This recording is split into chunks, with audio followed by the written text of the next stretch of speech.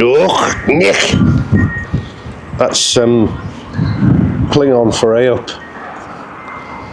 Yorkshire dialect, obviously. Because we're going to look at the Klingons from MOTONE Customs on the Bobber project today. I'm going to get on and get the bikes out while I'm talking to you. It's freezing. Hey up. Right, bit of a comedy of errors on Monday filming this video. We're having some awful weather at the moment. As you could see, it was really windy, it's cold, really contrasty lighting conditions which kept changing and the camera couldn't keep up. And during the course of filming we had everything from rain to hail, thunder and lightning. It was a nightmare. And on top of that I've got a stinking cold, which meant I'm trying a new wireless mic out just to sort of do things a little bit differently on the channel, and when I was listening to the audio this morning I'm just coughing and sneezing and sniffing all the time, and if it's annoying me it's going to annoy you. So this video is going to be a mixture of on-camera audio and voiceover narration as I normally do it. It's a learning curve, I'll get there in the end. As you can see, I've still got the shotgun for the moment. I think that's going back to Royal Enfield next week. And in response to requests, I will be doing a comparison with the Interceptor 650. That seems to be what everybody's looking for at the moment. Now, back to the Bobber Black. This has been a long-term project. I think we've been at it about getting on for a year and a half now.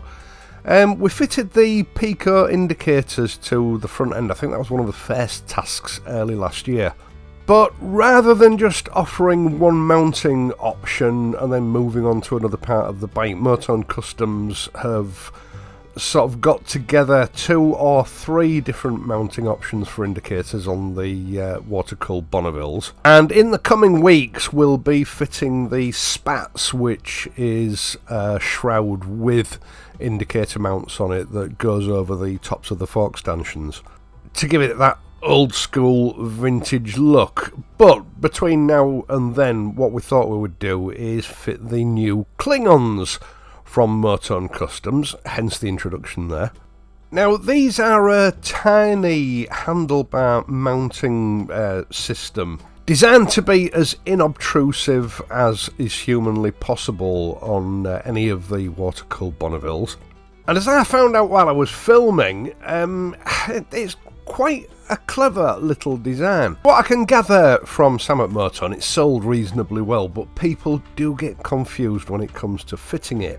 And I've got to admit, it had me scratching my head once or twice. Now the thing is, these brackets are universal brackets. MOTONE had a choice because the mount onto the switchgear of the bike, the mounting points are at different heights and also different sort of distances from the centre of the handlebars. So MOTONE have had to design a set of universal multi-adjustable mounts. Now I think initially the intention was to have a dedicated bracket on each side, but Triumph have several sort of Bonnevilles in the range. They're all slightly different, which meant that you would have to have multiple dedicated kits and it would end up being rather expensive. So what MOTONE came up with in the end was just one universal bracket that will fit either side of any motorcycle and is then infinitely adjustable for height and distance from the ends of the handlebars. And it's really counterintuitive. When you first start fitting it, you just don't see how it can work, but it does. Now each bracket comes in 2 parts. You've got the actual mounting eyelet for the indicator, and you've got a sort of an L-shaped arm which fastens onto the switchgear. They're a sturdy little piece of kit that is precision die cast from aluminium and then powder coated. Included in the kit will be at least one Allen key. The one that I'm showing you here was a pre-production kit, and an assortment of stainless steel Allen screws. Now you only actually need a total of 4 screws, but as I've said, MOTONE have identified that different Triumph models have different requirements. What you should have in your kit are 3 20mm M4 screws, 2 25mm M4 screws and 2 30mm M4 screws. Now, for the Triumph models, you will not require the 30mm screws, you will only require the 20 and 25mm screws. And the additional 20mm screw is to cater for some switchgear housings which don't have a deep enough thread to accept a 25mm screw. The 20mm screw to attach the mounting eyelet onto the L-shaped bracket, and the 25mm screws to attach the bracket to the actual switchgear. Now, as always, I will leave a link in the video description down below for both the Picos and for the Klingon adapters, along with an exclusive discount code that will allow viewers of this channel 13% discount off any MOTONE product from their UK website. A little bit of preparation work to do before we actually get on to fitting these brackets and sorting the indicators out. Triumph are not renowned for their sensible solutions when it comes to wiring, and you do actually have to unfasten the tank and move it back a few inches to get at the place where the wires are connected onto the main wiring loom. So you need to remove the bolt at the rearmost part of the tank, a bolt on each side that holds the tank in place. You can then slide it backwards to give access to where the wiring connectors are. And when you've got those out, you can just move the tank back. Now, I would recommend using a piece of cloth or a towel or something just to protect the seat from the tank, and to protect the sort of sharp edges on the tank from paint chipping if they come in contact with anything. Just move it back slightly, and that will give you access to where all the wiring connectors are situated. Now, I'll let the camera audio take over from here. Right, as you can see, these are the original Picos that I fitted, and I've routed the wires down. It's all hidden underneath here. It's like when Triumph designed this bike and they came to doing the front wiring, they just hadn't accounted for where everything was supposed to be going. I actually tidied all this up because it was a complete rat's nest the first time I went in there. I know this video so far is going to seem like it's all sort of hell and no notion. This is what every video is like, except I edit them together to make it look more professional. I'm trying it this way, sort of, you know, doing it live. Live isn't really the word because I'm still going to have to edit all this together. It's going to be day after tomorrow before the video goes up. Just to see if it saves me some work in the long run, because editing is really time consuming, especially when you're narrating over the top. And I thought this way, you know, I might be able to speed the process up a little bit and make it a little bit easier for me. Let me know what you think in the comments section. I couldn't do it before because, I mean, hopefully you can't tell, but it's always windy where I live, because I live near the coast, and wind noise, trying to use the microphone on the camera, it is just totally hopeless. So let me know what you think. Right, as you've just seen, I've removed the retainer that holds all the wiring together, and now I just have to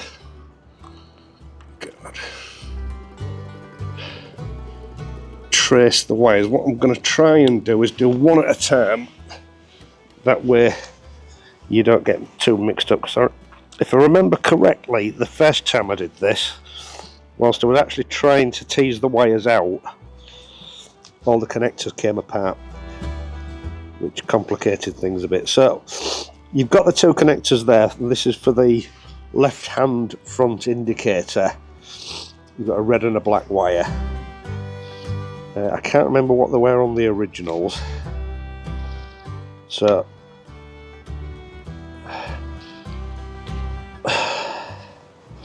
when I can get it off. So remove those. You see what I mean about the sniffing? I could barely breathe. Right, when you've got the wiring undone, you need to remove the mounting collar from the fork stanchion. This is actually quite a simple operation. It's just one Allen screw and the actual mounting ring itself is a flexible plastic, so once you've removed that Allen screw you can just sort of twist and manipulate the actual ring off. And when you've done that, that's the left hand front indicator ready for removal from the bike. Right, starting with the left hand front indicator, at the bottom of your clutch levers there's a clutch switch which is used for deactivating the engine, stopping it from being started if the bike's left in gear. It's just one small M4 Allen screw. Carefully remove this. Once you've taken it off, there's nothing really holding the clutch switch in place.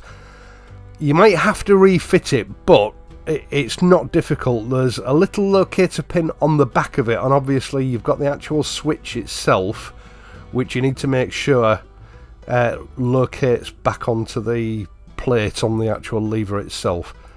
It may or may not pop off once you've actually removed that M4 screw, but if it does, just carefully refit it and hold it in place ready for fitting your Klingon bracket. And rather than me try to explain it to you, fit it as I show you in this sequence here. As I've said, this bracket is multi-adjustable. I don't think really there is a wrong way to fit it, but if you fit it how I show you here, you shouldn't have any issues.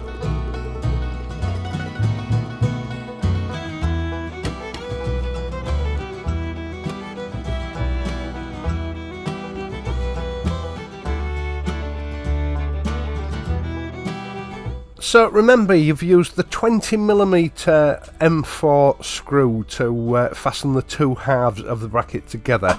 You then use the 25mm M4 screw to fasten the bracket onto the handlebars, which at the same time holds the clutch switch in place as well. Now the beauty of this is, as you can see at the moment, well, you won't realise yet, but I realised later on, I've actually oriented the whole bracket in the wrong direction. It should have been facing the other way, but it doesn't matter. Because it's multi-adjustable, you can simply swivel it round to go where it needs to be. And the next thing to do is actually fit your Pico indicator. Remove the rubber weatherproof cover from your indicator as it comes out of the kit, along with the spring washer and the securing nut, and then thread the wiring through the eyelet on the actual Klingon bracket. You can then go ahead and replace first of all the spring washer, then the securing nut, and then you can slide the actual weather protector onto it. Leave everything loose just for now, the reason being that obviously everything's going to need readjusting to line everything up when you get the other side fitted. Now, I didn't do it in this video because I know these are going to be coming off again, but what I would recommend is for the final fitting, get everything lined up, and then before you go ahead and tighten everything up, just put a little bit of medium strength Loctite on all your threads to make sure that nothing comes undone and it all remains in place. You can then go ahead and reconnect the connectors after routing it appropriately through the handlebars. Just check that the indicator is working correctly. It's then time to move on to the other side. Underneath your right hand lever you will see that there is one small, again M4 TX fastener. And this holds in place a little plastic cover that just goes over the front brake switch. Remove that, and then in its place refit the cover with the Klingon bracket using one of the screws from the MOTONE kit. Now ordinarily you will use a 25mm screw. On the bobber, a 25mm was too long, it bottomed out before it had tightened the bracket in place. In which case you might want to use your spare 20mm screw. As I say, MOTONE have worked out every eventuality, so that 20mm screw is there just in case you come across this particularly shallow thread, and the 20mm screw is required. And again, rather than me trying to explain it to you, fit it as you see me doing here. Now this is quite a fiddly job on both sides. It's more difficult for me because I give the camera the best angle of view that I possibly can. And then on top of that, you're sort of underneath the bike looking up, so the sun's in your eyes and it's difficult to see what you're doing. But just take your time with it.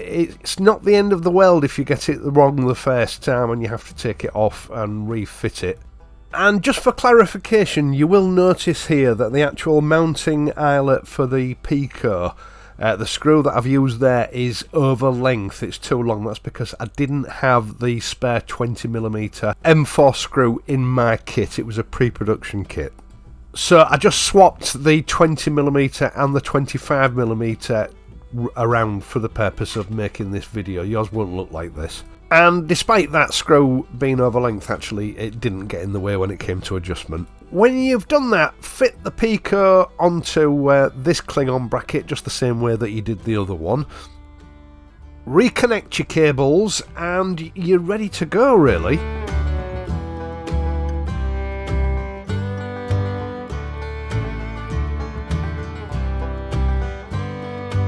Now, I've got to say, with this kit, everything seems counterintuitive when you're fitting it. You know, when you do it, you're wanting to sort of make sure that the brackets look even. Now, the thing is, these brackets are almost invisible on the bike, and the Pico indicators are designed to be as inobtrusive as possible. It's not about lining your brackets up so that your brackets look symmetrical on each side. It's about adjusting the brackets to make sure that your actual lights are symmetrical. The whole point of these indicators is that, to all intents and purposes, they're invisible until they're actually activated. And under most circumstances, when you're sitting on the bike or you're walking around the bike, you can't even see them. That's the whole point of them. Let me know what you think about this sort of method of filming. Obviously, it's a learning curve for me. I need to clean it up somewhat. I've just got used in the past to filming everything in my own time and making sure that I've got it right, and then cutting it all to pieces and narrating over it at the editing stage. What I'm trying to do here is give you a bit more of the personal touch rather than just being a voiceover, so you can actually see what I'm doing while I'm doing it. You get a grasp of just how difficult these filming sessions are, because nothing ever goes right. You always end up sort of taking and then retaking and then having to think about it and scratching your head and then doing it again, exactly as I've done today. If that bothers you, let me know. I'm not saying that I'm going to change it, because it depends what other people want as well. The rain's just starting to come down. Once again, thank you so much for taking the time to watch this video and my other videos, and in doing so helping to support this channel. I really do appreciate it. I'd also appreciate it if you would leave a like and subscribe to the channel if you're not already a subscriber. Now, I am still getting people complaining that every video they watch, they find that they've been unsubscribed. It's just something YouTube does. It's not just this channel. They do it with all the channels. I've noticed other channels are having to give out the same warnings as well. It's just YouTube's permanently broken. So if you're already subscribed, check that your subscription is still live. About 70 to 80% of the people that watch these videos are not subscribers, and it does help me out if people are subscribed. The other thing is, if you want to help in other ways, you can either do it via the super thanks button down below, or via my Patreon page, which I always leave in the video description down below anyway. I'm going to be back on Friday. I don't know what I'm going to be doing. It depends on the weather. So until then, if you're riding, ride safely, and I'll see you soon.